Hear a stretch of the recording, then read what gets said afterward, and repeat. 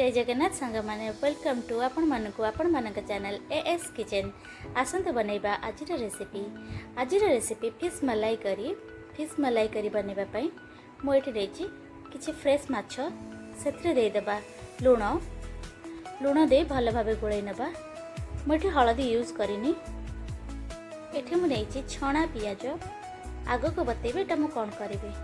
मसाला पई नेछि पियाज अदा रसुण कंचा लंका आम हल्का क्रश कर नबा। मो मसला देखो यहीपरि भाव नहीं ने। गैस रे बसई देबा कढ़ई से देदेबा किछि रिफाइन तेल गरम होला परे दे देबा माछ सबको देकी आमे हल्का भाजी नबा। देखंतु ये माछटी यहीपरि भाव भाजी ने। माछ याठू अधिक भाजबेनी। देखंतु माछ मोर एठी हो जाइए बाहर कर नबा गोटे जगह को।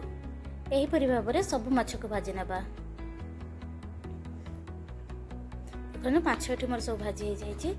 से कढ़ई रे आउ किछि तेल दे सेथिरे दे दबा हाफ चमच जीरा, गोटे तेजपत्र, छोट खंडे दालचीनी, 3टी गुजराती, 3टी लवंग ताको भी टिके भाजी नबा।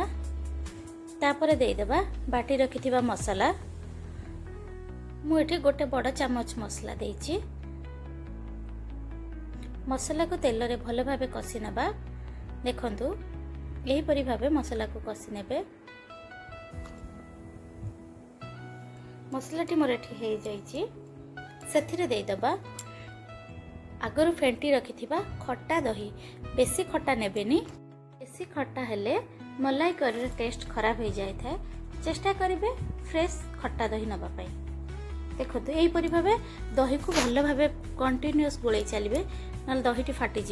से देदेबा स्वाद अनुसार लुण को दे भल भाव गोले नबा। देखो मसलार मोर पूरा तेल छाड़ी जाइए। मु दे देछि क्षीर। आपण चाहिए नड़िया रस भी दे पारिबे। क्षीर देला परे ताको भी कंटिन्यूअस गोलेबे नहले क्षीरटी फाटीज। क्षीर आउ दही को बैलेंस करने मुझे किसी चीनी देछि। आपण माने चीनी निहाती देबाक चेष्टा करेंगे। आउ भी भलसे फुटे नबा। तापर दे देबा भाजी रखिथिबा माछ सबको दे हल्का भावे टिके फुटे नबा। जेहेतु आमे माछ कम भाजी थिले एठी टिके फुटे नेबे। ता द्वारा माछटी आ कंचा रहबनी।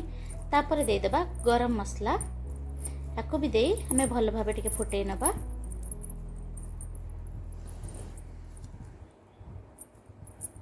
मु कही ना भजा पियाज मु कहीं नहीं बोली। ये देखो मु भजा पियाज यूज करी। आपण मैंने चाहिए स्किप करि परिबे। देखो सबू ये मोर भल भाव फुटी जाइए। तरकारी भी हो जाइए।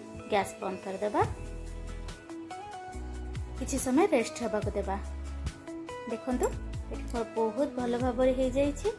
आसंतु सर्व कर नेबा। जदि आपण मानक रेसिपीटी भल लगी थाए प्लीज वीडियोटी को लाइक करिवे। आपण सांग मान सहित शेयर करेंगे। चैनल रे जदि नुआ अच्छंती चैनल टी को सब्सक्राइब करिनेबे। नुआ नुआ नोटिफिकेशन पाइबा पई पाखरे आसुथिबा बेल आइकन को प्रेस करिनेबे। रहुछि धन्यवाद। जय जगन्नाथ।